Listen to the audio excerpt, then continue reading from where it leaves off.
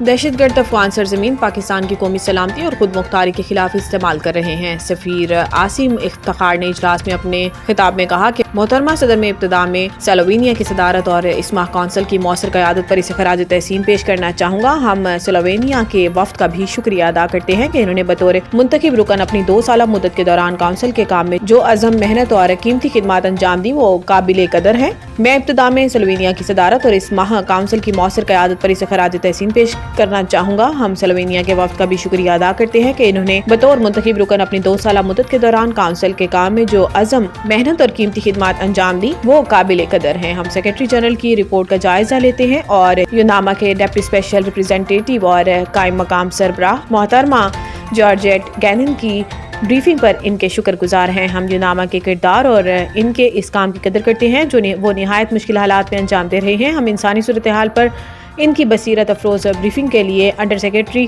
General time Fletcher کے بھی شکر گزار ہیں اور سول سوسائٹی کی نمائندہ محترمہ نگینا یاری کے اظہار خیال کا بھی شکریہ ادا کرتے ہیں۔